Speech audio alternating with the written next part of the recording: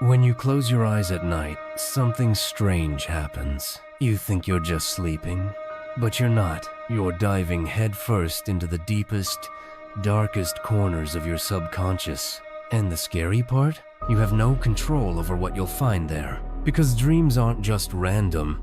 They're not cute stories your brain tells itself to pass the time. They are unfiltered confessions from the part of your mind you pretend doesn't exist. And if you've ever woken up from a dream and thought, "What the hell was that?" Trust me, you're about to find out. Let's unravel the psychology of dreams and expose the truths you were never meant to see.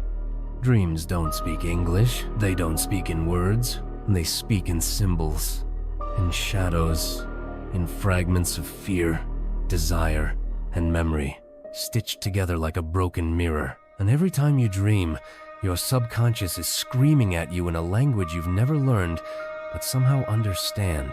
Carl Jung called it the language of the collective unconscious, a symbolic realm where every image carries the weight of ancestral memory. That locked door, that endless hallway, that figure you can't quite recognize. They aren't just dreams, they're archetypes, pieces of something older than you, something eternal.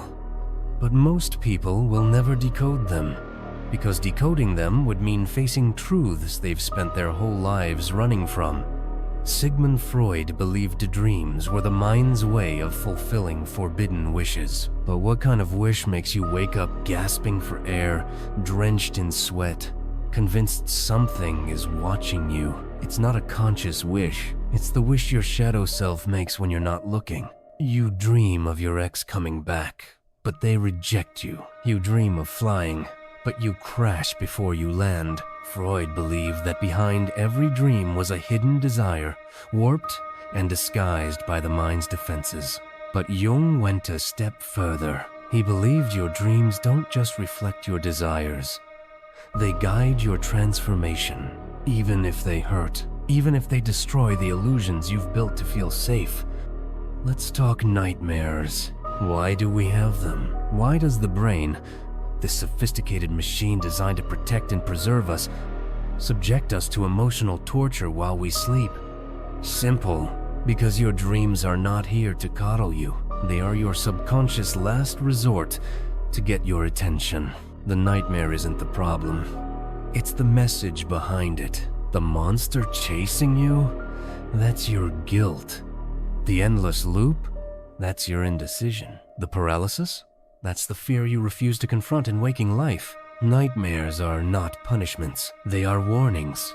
Ignore them, and you'll start to feel them when you're awake. Ever had a lucid dream? That moment where you realize you're dreaming and you think you're in control? You fly. You fight.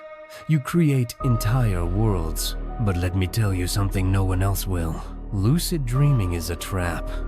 It gives you the illusion of power while keeping you trapped inside a reality that still isn't yours. Because no matter how much control you think you have, you're still inside a system built by your subconscious. And guess what? It knows you better than you know yourself. So who's really in charge? You dream of your parents, your partner, a stranger, an old friend. But here's the dark truth. None of them are real. Every person in your dream is you split into pieces. Fragmented versions of your psyche acting out parts of your personality you don't want to own. Freud would say they're manifestations of unresolved emotions, wish fulfillments, or repressed memories. He believed these people are aspects of the self, projections of your anima, your animus, your shadow roles in the sacred drama of your mind, trying to integrate its hidden parts. You ever had a dream that stayed with you for days? One that changed the way you looked at someone?